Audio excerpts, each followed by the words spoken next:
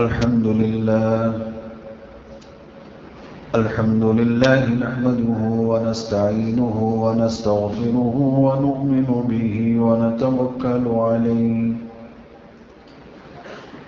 ونعوذ بالله من شرور أنفسنا ومن سيئات أعمالنا ونعوذ بالله من شرور أنفسنا ومن سيئات أعمالنا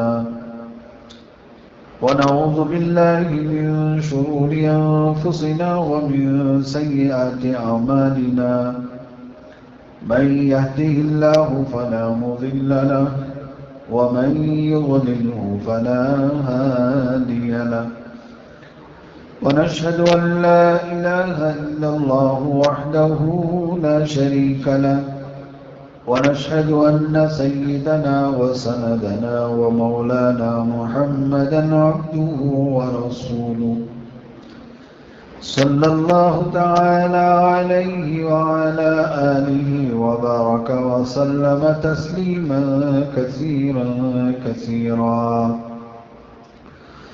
أما بعد فأعوذ بالله من الشيطان الرجيم بسم الله الرحمن الرحيم يا أيها الناس اعبدوا ربكم الذي خلقكم والذين من قبلكم لعلكم تتقون صدق الله مولانا العظيم وصدق رسوله النبي الكريم ونحن على ذلك من الشاهدين والشاكرين والحمد لله رب العالمين.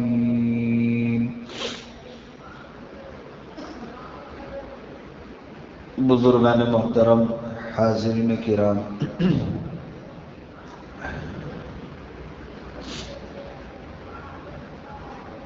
ہم سب کا ایمان اور عقیدہ اس بات پر ہے کہ ہم سب کو، پوری کائنات کو، زمین و آسمان کو، سمندر کو، ہر ایک کو اللہ تعالیٰ نے پیدا کیا ہے. اللہ تعالیٰ ہم سب کا خالق ہے، مالک ہے. اسی کے پیدا کرنے سے آج ہم دنیا میں ہیں. جب ہمارا یہ ایمان ہے کہ ہمارا خالق و مالک اللہ ہے، تو اس بات پر بھی ہمارا ایمان ہونا چاہیے کہ عبادت بھی صرف اللہ ہی کی ہوگی. اللہ کے علاوہ کسی اور کی عبادت کرنا یہ کفر ہے، شرک ہے. اس لیے کہ اللہ نے پیدا کیا اور ہم دوسرے کو خالق مانے. اللہ ہمارا مالک ہے اور ہم دوسرے کو اس کا ساجدار سمجھیں. اس سے بڑا اور ظلم کیا ہو سکتا ہے؟ اللہ تعالیٰ نے قرآن مجید میں فرمایا شرک کرنا یہ ظلم ہے.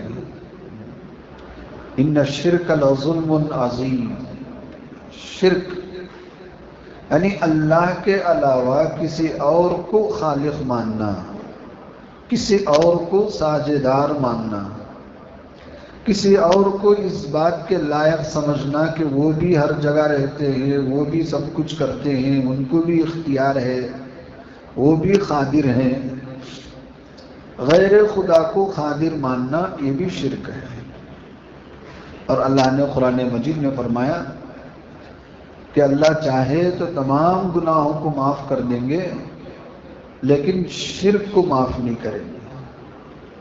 ان اللہ لا یغفر ان یشرک بہ ویغفر ما دون ذلک لمن یشاء.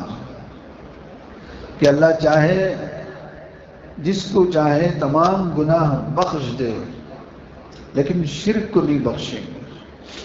اس لیے کہ شرک بہت بڑا ظلم ہے کہ جو معبود ہونے کا اہل نہیں ہے، خدا ہونے کے لائق ہی نہیں ہے، جو خود مخلوق ہے، جو خود کسی کے بنانے سے بنا ہے، جو خود کسی اور کے سہارے کا محتاج ہے، وہ خدا کیسے ہو سکتا ہے؟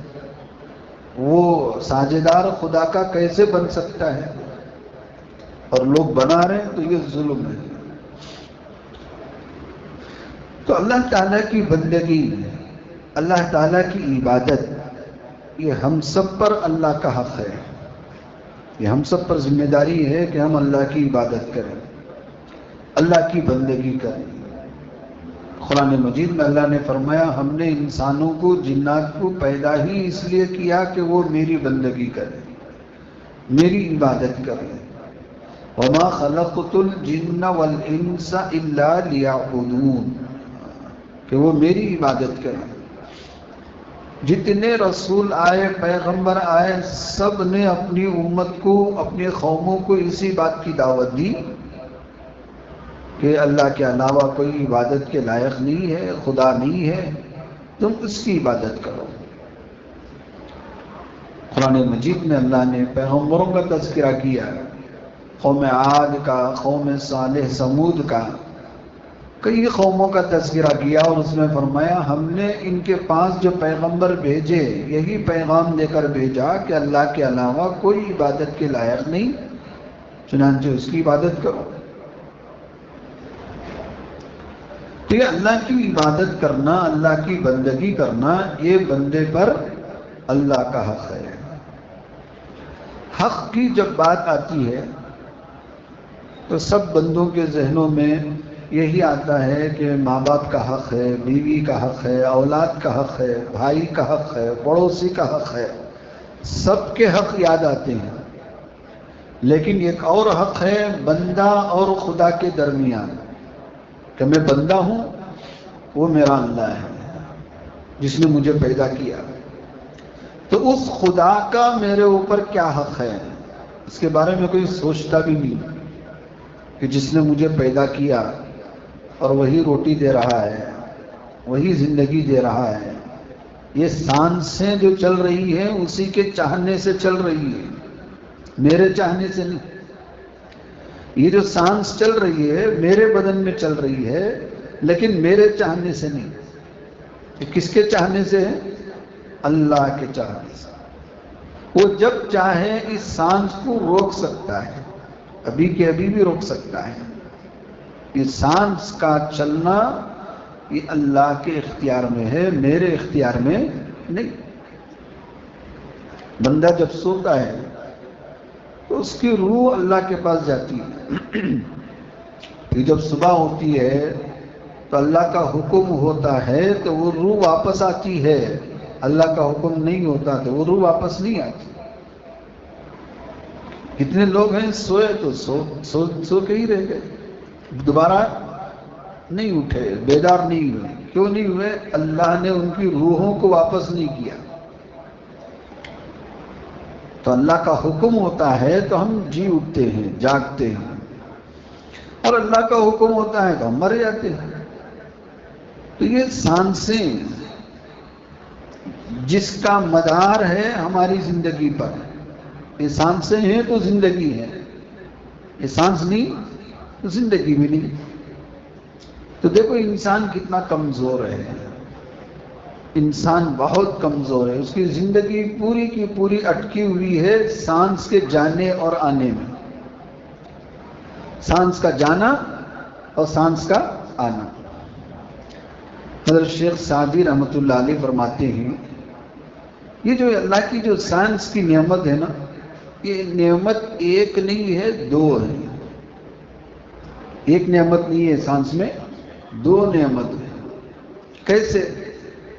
فرمایا آدمی سانس لے اس سے زندگی بڑھتی ہے، اور سانس چھوڑے تو آدمی کو راحت ملتی ہے۔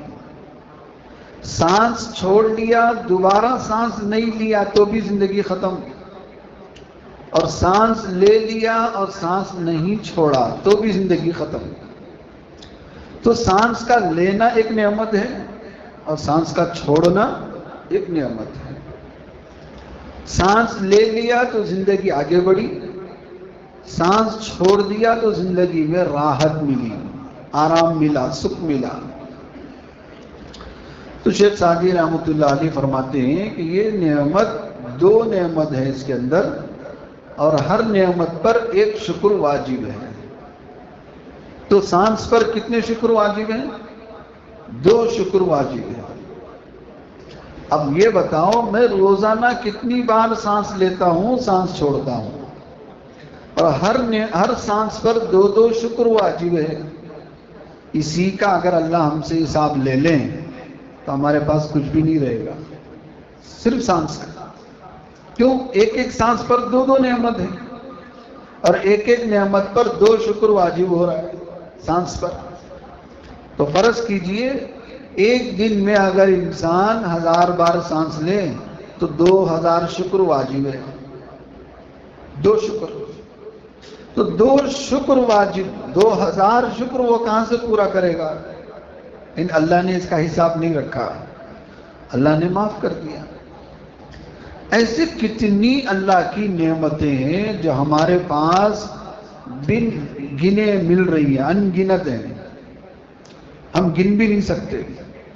اللہ نے خود قرآن میں فرمایا وَإِن تَعُدُّوا نِعْمَتَ اللَّهِ لَا تُحْصُوهَا، اگر تم اللہ کی نعمت کو گننا چاہو تو شمار نہیں کر سکو گے، شمار نہیں کر سکو.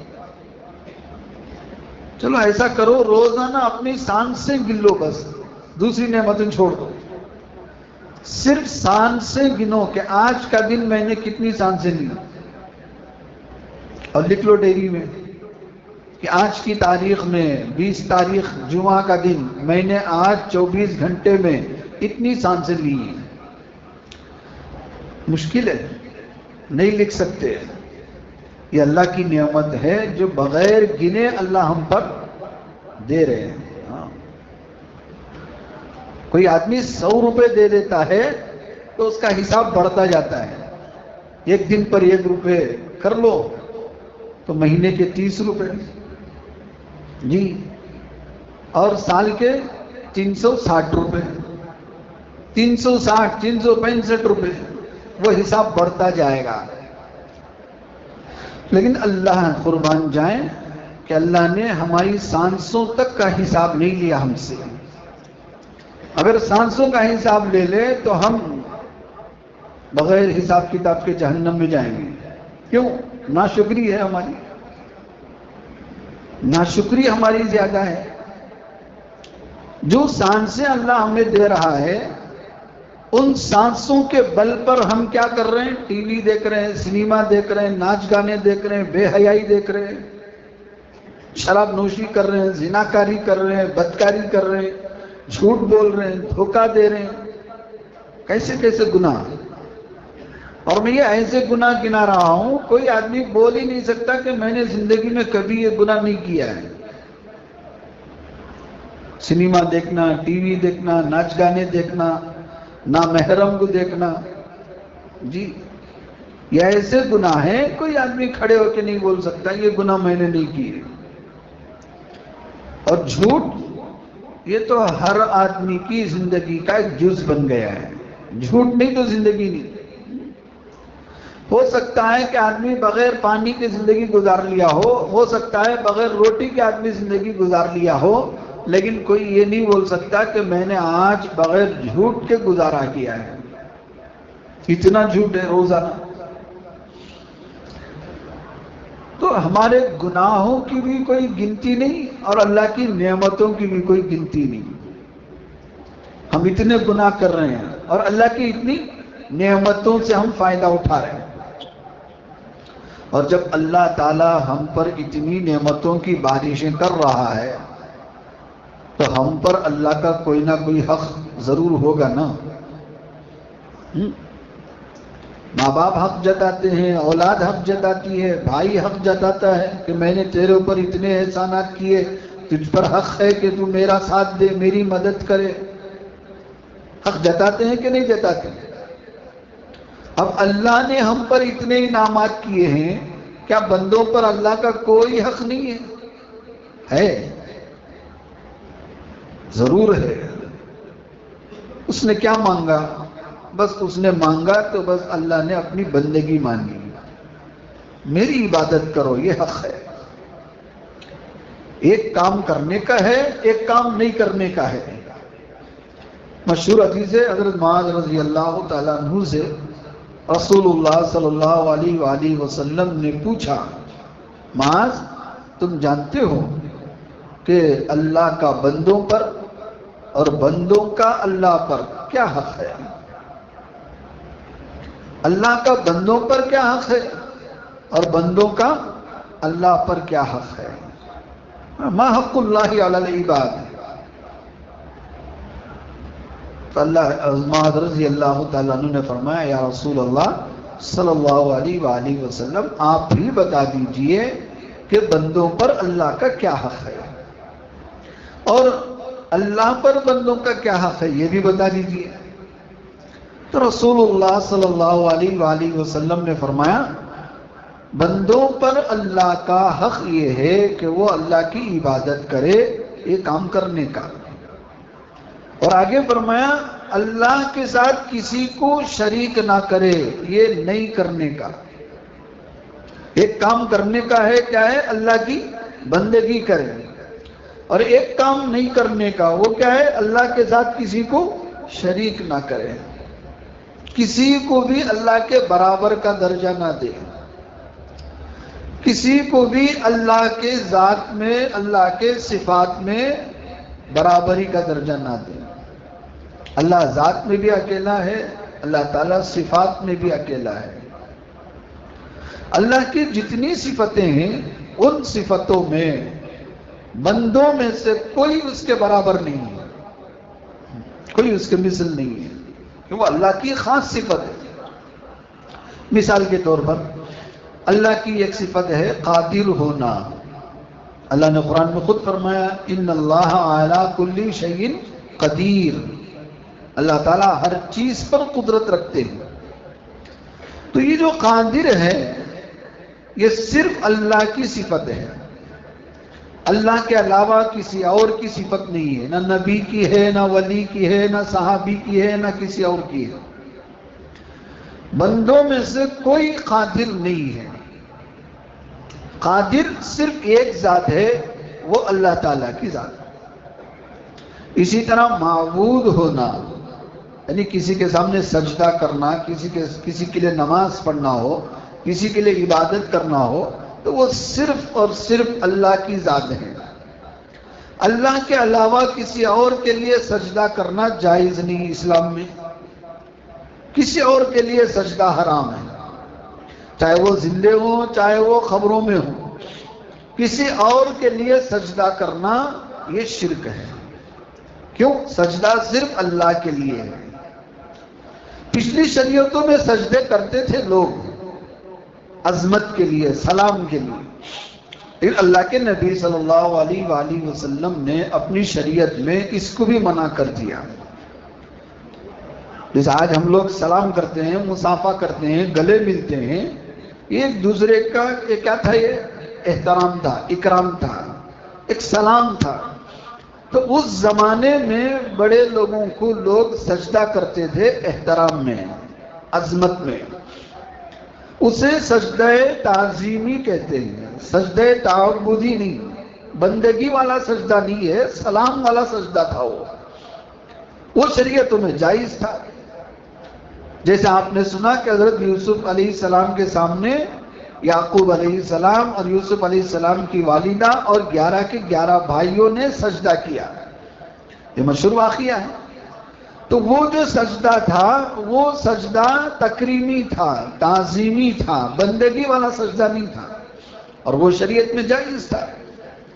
لیکن ہماری شریعت میں اللہ کے نبی صلی اللہ علیہ وآلہ وسلم نے اس سجدے کو بھی منع کر دیا کہ یہ سجدہ بھی کیا نہیں ہے؟ جائز نہیں ہے۔ تو اللہ کے علاوہ کسی زندے کو یا کسی مردے کو یا کسی ولی کو یا کسی نبی کو سجدہ کرنا یہ حرام ہے، حرام ہے، حرام ہے۔ تو اللہ کے نبی صلی اللہ علیہ وآلہ وسلم نے فرمایا، بندوں پر اللہ کا یہ حق ہے کہ وہ اللہ کی بندگی کریں اور اس کے ساتھ کسی کو شریک نہ کریں۔ اللہ کے ساتھ کسی کو شریک کرنا، کسی کو اس کا پارٹنر ماننا، کسی کو اس کا برابر سمجھنا، کسی کو اس کا ہمسر سمجھنا یہ شرک ہے۔ اور اللہ نے قرآن میں فرمایا ان الشرک لظلم عظیم، شرک بہت بڑا ظلم ہے، بہت بڑا۔ جس نے شرک کیا اس نے اپنے اوپر بہت ظلم کیا، خود پر۔ اس لیے اللہ کو شرک پسند نہیں ہے۔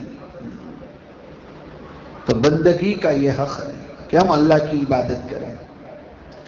تو بندگی کسے کہتے ہیں؟ بندگی عبادت جب بولا جاتا ہے ہماری ذہنوں میں، ہماری عقلوں میں، دل و دماغ میں یہ بات آتی ہے کہ بندگی بس 5 وقت کی نماز پڑھنا، موقع ہوا تو قرآن پڑھنا، کبھی ہم سہولت ہو تو حج کرنا، مال ہے تو زکوٰۃ دینا، رمضان کا مہینہ آیا تو روزہ رکھنا، یہ بندگی ہے، یہ بھی بندگی ہے۔ لیکن بندگی کا مفہوم اتنا چھوٹا نہیں ہے کہ آپ صرف نماز پڑھ لے، روزہ رکھ لے، جی زکوٰۃ دے دے، حج کر لے، قرآن پڑھ لے، اتنا چھوٹا مفہوم نہیں ہے۔ بندگی کا بہت بڑا مفہوم ہے، بہت بڑی وسعت ہے اس کے اندر۔ بندگی کسے کہتے ہیں؟ بندگی کا اگر پورا خلاصہ کیا جائے تو اس کا مطلب یہ نکلتا ہے اللہ کی ہر وہ کام بندگی میں شامل ہے جو اللہ کو پسند ہے۔ بندہ وہی کام کرے جو اللہ کو پسند ہے، اور وہ کام نہ کرے جو اللہ کو پسند نہیں ہے۔ آسان لفظوں میں اگر میں آپ کو سمجھاؤں تو اس سے آسان اور کوئی لفظ نہیں ہے۔ بندگی کہتے ہیں وہ کام کرنا جو اللہ کو پسند ہے، اور وہ کام نہیں کرنا جو اللہ کو پسند نہیں ہے، اس کو بندگی کہتے ہیں۔ صرف نماز پڑھ لینا، روزہ رکھ لینا، زکوٰۃ دے لینا، حج کر لینا، قرآن پڑھ لینا، صرف اتنا مفہوم نہیں۔ نماز پڑھنا بھی عبادت ہے، قرآن پڑھنا بھی عبادت ہے، روزہ رکھنا بھی عبادت ہے، حج کرنا بھی عبادت ہے۔ اس کے ساتھ ساتھ ہر وہ کام جو اللہ کو پسند ہے، غریب کی مدد کرنا، ننگوں کو کپڑا پہنانا، بے سہاروں کو سہارا بننا، کمزوروں کی مدد کرنا، جی یہ ایک دوسرے کے اوپر جی ظلم نہ کرنا، یہ سب کیا ہے؟ بندگی ہے۔ ہاں، میں ایک دوسرے کی مدد کر رہا ہوں، کیوں کر رہا ہوں؟ یہ اللہ کو پسند ہے۔ ہمارے اسلام میں یہاں تک فرمایا، راستے میں جا رہے تھے تو نیچے ایک ایسی چیز نظر آئی جو تکلیف دینے والی ہے، کانٹا پڑا ہوا تھا، پتھر کا ڈھیلا پڑا ہوا تھا، جی اور کوئی چیز پڑی ہوئی تھی جس سے یہاں سے گزرنے والے کو کیا ہوگی؟ تکلیف ہوگی۔ تو آپ نے کیا کیا؟ اس تکلیف کو راستے کے کنارے کر دیا، ڈھیلا کنارے لگا دیا، کانٹا کنارے کر دیا۔ فرمایا اس پر بھی آپ کو ثواب ملے گا اللہ کے یہاں، یہ اللہ کو پسند ہے۔ ہمارے اسلام کی بنیاد ہی یہاں سے شروع ہوتی ہے کہ ایک مسلمان سے کسی اور کو تکلیف نہ ہو۔ یہاں سے شروع ہوتا ہمارا اسلام، کہ اسلام سلامتی کا نام ہے، امن کا نام ہے، امن و آشتی اسلام کو کہتے ہیں، اور یہاں تکلیف ہو یہ ہو نہیں سکتا۔ فرمایا المسلم من سلم المسلمون من لسانہ و یدہ، مسلمان تو وہی ہے جس کے زبان سے اور ہاتھ سے دوسرے مسلمان محفوظ رہیں، زبان کی تکلیف بھی نہ ہو اور ہاتھ کی تکلیف بھی نہ ہو۔ عجیب شان ہے اللہ کے نبی صلی اللہ علیہ وآلہ وسلم کی، ہاتھ کی تکلیف زیادہ ہے یا زبان کی تکلیف زیادہ ہے؟ تو نبی نے زبان کو پہلے ذکر کر کے فرمایا زبان کی تکلیف زیادہ ہے ہاتھ کی تکلیف سے۔ ہاتھ کی تکلیف، ہاتھ سے پڑا ہوا مار آدمی بھول سکتا ہے، زبان سے پڑی ہوئی مار آدمی بھول نہیں سکتا۔ زبان کی تکلیف زیادہ ہے۔ ہاتھ سے پڑا ہوا زخم سوکھ سکتا ہے، زبان سے پڑا ہوا زخم نہیں سوکھتا، اس لیے زبان کی تکلیف زیادہ ہے۔ تو آدمی اپنی زبان سے بھی کسی کو تکلیف نہ دے۔ آگے فرمایا کوئی مسلمان کسی کو حقیر نہ سمجھے، کوئی مسلمان کسی کی تذلیل نہ کرے، کوئی مسلمان کسی کا مذاق ٹھٹا نہ کرے. یہ اس سے کیا ہوتا ہے؟ تکلیف ہوتی ہے. ہمارے نبی نے فرمایا یہ تکلیف بھی نہیں ہونا ہے، اسے اسلام کہتے ہیں. وہی مسلمان ہے. تو اللہ کو کیا پسند ہے وہ کام کرنا، اور اللہ کو کیا پسند نہیں ہے وہ کام چھوڑ دینا، یہ بندگی ہے، یہ عبادت ہے. کتنی نعمتیں اللہ نے ہمیں عطا فرمائی، ہر نعمت میں اللہ کی ایک پسند ہے اور ایک ناپسند ہے. ہر نعمت میں. مثال کے طور پر اللہ نے مال دیا. آدمی مال مال مال مال سے اتنی محبت کرتا ہے، شاید بیوی سے بھی اتنی محبت نہیں ہے، اولاد سے بھی اتنی محبت نہیں ہے، جی ماں باپ سے بھی اتنی محبت نہیں ہے جتنا آدمی کو مال سے محبت ہے. چلو مال بھی اللہ کی ایک نعمت ہے، اللہ ہی نے تو دیا، اللہ کے دینے سے میرے پاس مال ہے، ورنہ کیا میں تو فقیر ہوں. میرے پاس اپنا کیا تھا؟ میں تو خالی ہاتھ آیا تھا. میرے نام کا کچھ نہیں تھا جب میں دنیا میں آیا.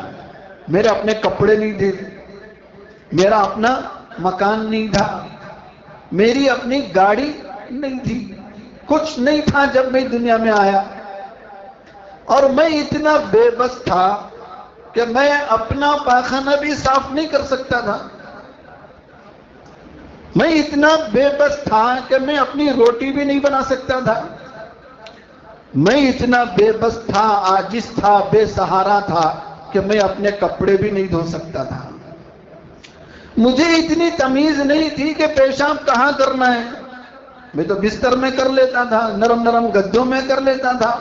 جی ساری چیزیں میرے اندر تھی جو پسند نہیں آتی تھی، لیکن میرے ماں باپ جن کے دلوں میں اللہ نے میری محبت ڈالی، یہ ساری چیزیں برداشت کی. مجھے نہلایا، دھلایا، پاک صاف کیا، کپڑے پہنائے، اور اس قابل بنا کہ آج میں لوگوں کے سامنے منہ دکھانے کے لائق ہوں. اگر آج اس فلم کو دوبارہ دکھایا جائے کہ جہاں میری ماں مجھے دھلا رہی ہے، نہلا رہی ہے، کپڑے پہنا رہی ہے، بتاؤ کہ ہم دیکھنا دکھانا پسند کریں گے؟ کوئی پسند نہیں کرے گا، مارے شرم کے ڈوب جائے گا. لیکن یہی تو حقیقت ہے نا، اس سے تو کوئی انکار نہیں کر سکتے. حقیقت تو یہی ہے، سب کی یہی کہانی ہے. کروڑ پتی کا گھر ہو، مالدار کا گھر ہو، ارب پتی کا گھر ہو، سب کا قصہ تو یہی ہے. یہ سب اللہ کا کرم ہے. تو ہر نعمت میں اللہ کی ایک پسند ہے اور ایک ناپسند ہے. اتنا سب کچھ ہونے کے باوجود بھی آدمی کو پسند محبت کس سے ہے؟ مال سے ہے. مال بھی اللہ کی نعمت ہے. اللہ نے قرآن میں فرمایا وَإِنَّهُ لِحُبِّ الْخَيْرِ لَشَدِيدٌ. انسان کے اندر مال کی محبت زیادہ ہی ہوتی ہے، بہت زیادہ. اور اللہ نے مال کو خیر کہا ہے. مال خیر ہی ہے، شر نہیں ہے. مال کو بھی اللہ ہی نے بنایا ہے، مال کوئی شر نہیں ہے. کوئی بھی چیز اللہ نے کسی انسان کے لیے شر کے طور پر پیدا نہیں کیا. ہر چیز اپنی جگہ بھلی ہے. انسان کا استعمال اسے شر بناتا ہے یا خیر بناتا ہے. مثال کے طور پر چھری ہے، چاقو ہے، اس کا کیا قصور ہے بھائی؟ اس کا کام ہے کاٹنا. یہ کیا کاٹنا ہے یہ آپ کے ہاتھ میں ہے. آپ کو ترکاری کاٹنا ہے، گوشت کاٹنا ہے، یا کسی کا گلا کاٹنا ہے؟ کیا کاٹنا ہے؟ آپ گلا کاٹیں گے قاتل بن جائیں گے، مجرم بن جائیں گے. جی آپ کو سزا ملے گی. اور ترکاری کاٹیں گے، گوشت کاٹیں گے تو ماشاءاللہ آپ کو بریانی ملے گی، پلاؤ ملے گی. قصور نہ چاقو کا ہے، کمال نہ چاقو کا ہے. کمال یا قصور میرے ہاتھوں کا ہے، میرے ہاتھ کہ میں نے اس کا استعمال کہاں کیا. گوشت یا سبزی کاٹنے میں استعمال کیا، بیٹھو دسترخوان میں مزے سے پلاؤ کھاؤ. میں نے اگر گلا کاٹنے استعمال کیا، جاؤ سلاخوں کے پیچھے کمبیاں گنو. تو یہ اختیار میرے ہاتھ میں ہے. تو مال اللہ کی نعمت ہے. اب میں اس کا استعمال کہاں کر رہا ہوں، کیسے کر رہا ہوں، اس میں اللہ کی پسند کیا ہے، اللہ کی ناپسند کیا ہے، ویسے استعمال کرنا عبادت ہے. ہر قدم میں، ہر فیلڈ میں، ہر شعبے میں اللہ کی پسند کو دیکھنا، اللہ کی ناپسند کو دیکھنا. اللہ کی پسند کیا ہے وہ کام کرو، اور اللہ کی ناپسند کیا ہے وہ کام چھوڑ دو. لعلکم تتقون، آپ متقی بن جاؤ گے، پرہیزگار بن جاؤ گے. اللہ نے فرمایا یا ایھا الناس اعبدوا ربکم الذی خلقکم، اے لوگوں تم اللہ کی عبادت کرو، بندگی کرو جس نے تمہیں پیدا کیا. والذین من قبلکم، اور تم سے پہلے والوں کو بھی اسی نے پیدا کیا. تم سے جو پہلے لوگ آئے تھے، تمہارے ماں باپ، باپ دادا یا پچھلی قومیں، آدم تک بھی جو بھی آئے تھے ان کو بھی کس نے پیدا کیا؟ تمہارے رب نے ہی پیدا کیا. فرعون ہو، نمرود ہو، قارون ہو، کوئی بھی ہو، سب کو اللہ ہی نے پیدا کیا. تو اس اللہ کی عبادت کرو لعلکم تتقون، تاکہ تم متقی بن جاؤ. متقی بننا تو آسان ہے، مشکل نہیں ہے. پرہیزگار بننا، متقی بننا بہت آسان. کیسے؟ بس ہر کام میں اتنا دیکھ لو اللہ کی پسند کیا ہے، اللہ کی ناپسند کیا ہے. اللہ کی پسند کر لو، اللہ کی پسند ناپسند اسے چھوڑ دو. مثال کے طور پر اللہ نے آپ کو مال دیا ہے، تو مال اللہ کی پسند جگہ میں خرچ کرو، پسند کی جگہ میں. اور مال اللہ کے پسند کی جگہ سے کماؤ، ناپسند جگہ سے مت کماؤ. اس لیے کہ مال لینا، اس کے بارے میں اللہ کے یہاں 2 سوال ہوں گے. ہر نعمت کے بارے میں ایک سوال ہے، اور جب مال کا نمبر آئے گا تو مال کے بارے میں اللہ 2 سوال کریں گے. من این اکتسب وفیما انفق، کہ مال کہاں سے کمایا اور کہاں خرچ کیا. ہر نعمت، زندگی کے بارے میں، جوانی کے بارے میں، وہ جو مشہور حدیث ہے کہ جب تک 5 سوالات اللہ نہیں کر لیں گے بندے کے قدم وہاں سے نہیں ہٹیں گے. اسی میں سے یہ مال کا سوال ہے. ہر نعمت کے بارے میں ایک سوال ہے، اور مال کے بارے میں 2 سوال ہے، کہ مال کہاں سے کمایا اور مال کہاں خرچ کیا. حرام طریقے سے، ناجائز طریقے سے کمایا ہے تو وہ مال ناجائز ہے، مال شر ہے، مال فتنہ ہے. اگر حلال طریقے سے محنت مزدوری کر کے کمایا، وہ مال اللہ کی نعمت ہے، وہ مال تمہارے لیے برکت ہے، وہ مال تمہارے لیے روزی ہے، رزق ہے، رزقا حسنا، کہ تم نے صحیح جگہ سے کمایا. اور تعجب تو اس وقت ہوتا ہے کہ آدمی خون پسینہ ایک کر کے حلال طریقے سے کمائے اور حرام طریقے میں خرچ کرے. یہ بھی تو سوچنے کی بات. میں نے محنت کر کے دن رات جاگ کر، جیسے لوگ بولتے ہیں ہاتھ منہ باندھ کر، ہاتھ پیٹ باندھ کر میں نے کمایا. منہ کو باندھ دیا، پسند کا نہیں کھایا. ہاتھ باندھ دیا، جی زیادہ فضول نہیں کیا. اتنا کر کے میں نے کمایا ہے، اور خرچ کہاں کر رہے ہیں؟ ایک دن کی شادی میں، ایک دن کی منگنی میں، ایک دن کی رسم میں لاکھوں کا آدمی اڑا دیتا ہے. ایک دن بھی نہیں، اب تو آدھے دن کی ہے. 3 گھنٹے ہو گئے تو آدھے دن خالی کرو بھائی، شام کے شادی والے آنا ہے، خالی کرو.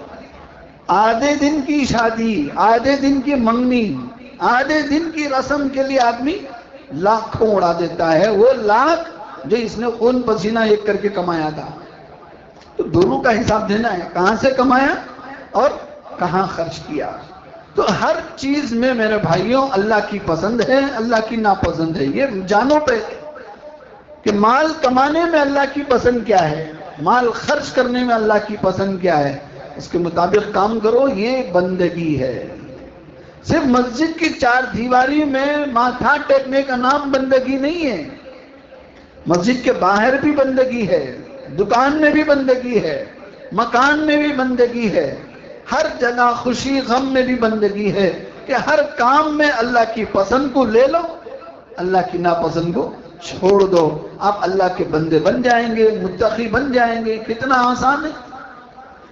تو یہ معلوم کرنا اس میں اللہ کی پسند کیا ہے، یہ میرا فرض ہے، یہ میری ذمہ داری ہے کہ میں ایمان والا ہوں، کہ میں نے کلمہ پڑھا ہے اللہ کا، اللہ ایک ہے، اس کے سوا کوئی معبود نہیں، تو میری ذمہ داری بن جاتی ہے کہ میں معلوم کروں کہ اس جگہ پر اللہ کی پسند کیا ہے، اللہ کی ناپسند کیا ہے، اور میری ذمہ داری ہے کہ اس پسند کو لے لوں اور ناپسند کو چھوڑوں۔ تو اس کے لیے اللہ نے اتنا بڑا انعام کیا کہ حضور پاک صلی اللہ علیہ وآلہ وسلم کو نبی بنا کر بھیجا، اور ان کی پوری زندگی ہمارے سامنے کھول کر رکھ دی، کھول کے رکھ دیا کہ یہ زندگی دیکھو، تمہیں معلوم ہو جائے گا اللہ کی پسند کیا ہے، اللہ کی ناپسند کیا ہے۔ تو اس پر ہماری زندگی آ گئی تو انشاءاللہ میں بھی متقی، آپ بھی متقی، اور متقیوں کے لیے اللہ نے ایک گھر بنایا جسے جنت الفردوس کہتے ہیں۔ جنت الفردوس یہ متقیوں کا گھر ہے۔ اگر ہم چاہتے ہیں جنت الفردوس دے دے، صرف اللہ جنت الفردوس دے دے، جنت الفردوس دے دے بولنے سے ہوگا نہیں، کرنا پڑے گا۔ جو کام کرنے سے جنت الفردوس ملتی ہے وہ کام کرنا ہوگا، جن کاموں کے چھوڑنے سے جنت الفردوس ملتی ہے ان کاموں کو چھوڑنا ہوگا، ورنہ جنت الفردوس اتنی سستی نہیں ہے کہ آپ اپنی منمانی کرتے جاؤ، اپنی مرضی پہ کرتے جاؤ اور اللہ سے کہہ دو یا اللہ جنت الفردوس دے دے، آجا بیٹا جنت الفردوس تیرے لیے بنایا اور اللہ دے دے، اتنی سستی نہیں ہے، کچھ تو ہمیں بھی کرنا ہوگا۔ دعا فرمائے اللہ پاک ہم تمام کو اس کی بندگی کرنے کی توفیق عطا فرمائے، ناشکری سے، کفر اور شرک سے تمام مسلمانوں کی حفاظت فرمائے۔ آخر میں آپ حضرات سے گزارش ہے، نمازوں کے بعد جاتے ہوئے ہماری مسجد کے لیے بھرپور تعاون کرتے ہوئے جائیں، زیادہ سے زیادہ چندہ دیتے ہوئے جائیں۔ جھولی لیے کھڑے ہیں آپ حضرات کے سامنے، یہ اپنے لیے نہیں مانگ رہے ہیں، اللہ کے گھر کے لیے مانگ رہے ہیں، تو آپ کوئی بھی جاتے ہوئے ایسی تماشا بن کے نہ جائیں، اپنے جیب سے جو آپ کی طاقت ہے اس سے جی حیثیت کے مطابق جو آپ دے سکتے ہیں وہ دیتے ہوئے چندہ ڈالتے ہوئے جائیں۔ اللہ تعالیٰ سے دعا ہے کہ اللہ پاک ہماری کمائیوں میں برکت عطا فرمائے، جو بھی پریشانیاں مصیبتیں ہیں اللہ انہیں دور فرمائے۔ وآخر دعوانا ان الحمد للہ رب العالمین۔